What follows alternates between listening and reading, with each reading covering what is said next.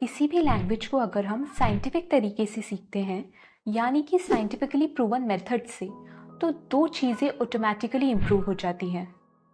Language सीखने की speed और फ्लुएंसी आने के चांसेस।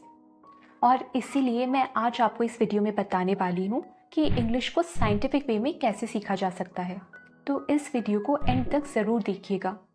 लेकिन सबसे पहले हमें ये समझना होगा कि किसी भी लैंग्वेज को सीखने के पीछे का साइंस क्या है और इसमें हमारे ब्रेन के कौन से पार्ट्स इन्वॉल्व होते हैं। मैं हूँ Muskan Sharma, English and communication coach, और मैं आज आपको इंग्लिश सीखने के पीछे का साइंस बताने जा रही हूँ और इसके साथ ही साथ इंग्लिश सीखने के साइंटिफिकली प्रूवन मेथड्स भी। जब भी हम कोई लैंग्वेज सीखते हैं तो हमारे ब्रेन के 3 सिस्टम्स एक्टिवली इन्वॉल्व होते हैं। Number 1, Wernicke's area. Wernicke's area हमारे ब्रेन के सेरेब्रल कॉर्टेक्स में सिचुएटेड होता है। इसका काम होता है लैंग्वेज को समझना थ्रू लिसनिंग एंड रीडिंग। अगर आप अपनी इंग्लिश को इम्प्रूव करना चाहते हैं तो इस एरिया को एक्टिवेट करना बहुत इंपॉर्टेंट है। और ये तब एक्टिवेट होता है जब आप इंग्लिश वीडियोस देखते हैं, इंग्लिश पॉडकास्ट सुनते हैं, इंग्लिश बुक्स पढ़ते हैं, इंग्लिश आर्टिकल्स पढ़ते हैं, यानी थ्रू लिसनिंग एंड रीडिंग। इससे धीरे धीरे आपकी इंग्लिश को समझने की एबिलिटी नेचुरली इम्प्रूव होती है, बिना ज़्यादा एफर्ट्स के।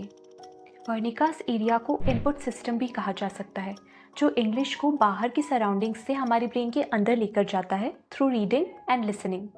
नंबर 2, ब्रोकास एरिया या आउटपुट सिस्टम। ब्रोकास एरिया हमारे ब्रेन के फ्रंटल लोब में सिचुएटेड होता है और ये सेंटेंस फॉर्मेशन और स्पीकिंग के लिए रिस्पॉन्सिबल होता है। इस एरिया को एक्टिवेट करने का सिर्फ एक ही तरीका है, इंग्लिश बोलना। चाहे आप सिंपल सेंटेंसेस बोलें, बेसिक सेंटेंसेस बोलें, लेकिन कंसिस्टेंसी ज़रूरी है। आप जितना ज़्यादा और जितना कंसिस्टेंटली इंग्लिश बोलेंगे, ब्रोकास एरिया उतना ही स्ट्रॉन्ग होता जाएगा। Number 3, memory system.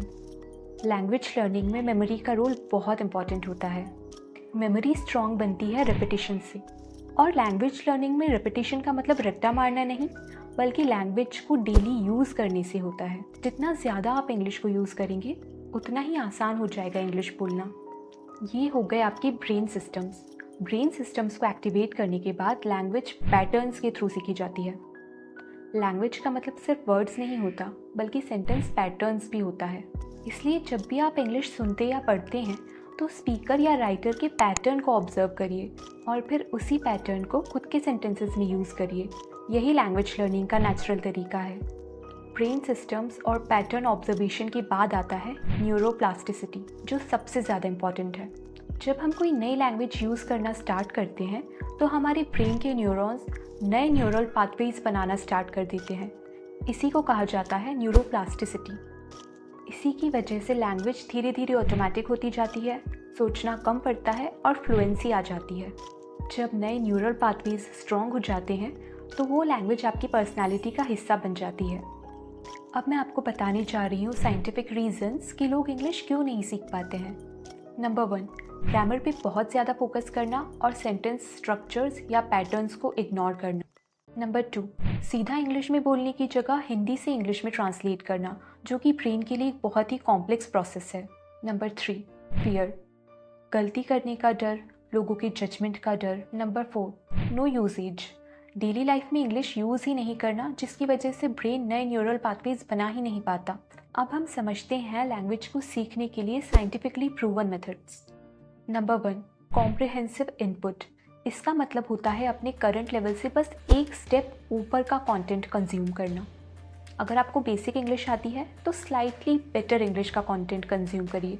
अगर आप इंटरमीडिएट हैं तो सिंपल फ्लुएंट इंग्लिश देखिए या सुनिए। इसके लिए आप सिंपल इंग्लिश की बुक्स पढ़ सकते हैं, सिंपल इंग्लिश वाली वीडियोस देख सकते हैं। ऐसा ढेर सारा कंटेंट मैं अपने चैनल पर आपके लिए लाने वाली हूँ।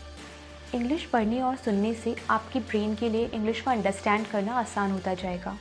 Number 2, natural order of learning. Language सीखने का नेचुरल ऑर्डर होता है listening, understanding, reading, speaking, writing. अगर आप इसी ऑर्डर में इंग्लिश सीखेंगे तो ये प्रोसेस आपके लिए स्मूथ होता जाएगा। Number 3, sentences and phrases, not just words. सिर्फ वर्ड्स याद करना लैंग्वेज लर्निंग नहीं होती। वर्ड्स को उनकी यूजेज के साथ याद करिए। फॉर एग्जाम्पल, गो की जगह आप याद रखिए go ahead, go home, go for it. Words को उनकी यूजेज के साथ याद रखने से ब्रेन नेचुरली पैटर्न्स बना लेता है। Number 4, think in English. Hindi से इंग्लिश में ट्रांसलेट करना ब्रेन को थका देता है और लर्निंग की प्रोसेस को स्लो कर देता है। इसलिए सीधा इंग्लिश में सोचने और बोलने की प्रैक्टिस करिए। शुरुआत सिंपल थॉट्स और सिंपल सेंटेंसेस से करिए, धीरे धीरे फ्लो बनता जाएगा। Number 5, daily use. इस स्टेप पर जितना जोर दिया जाए उतना कम है। ब्रेन तभी नए न्यूरल पाथवेज बनाता है जब आप इंग्लिश को रेगुलरली यूज़ करते हैं। इसलिए आप डेली इंग्लिश बोलने की प्रैक्टिस करिए, अपने फ्रेंड्स से, अपने सिबलिंग्स से या फिर खुद से।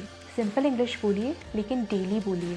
अगर आप इंग्लिश को साइंटिफिक और प्रैक्टिकल तरीके से सीखेंगे और कंसिस्टेंटली यूज़ करेंगे तो जल्द ही आप कॉन्फिडेंट और फ्लुएंट इंग्लिश बोलने लगेंगे।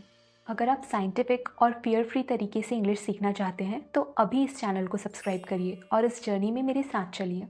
Thanks for watching.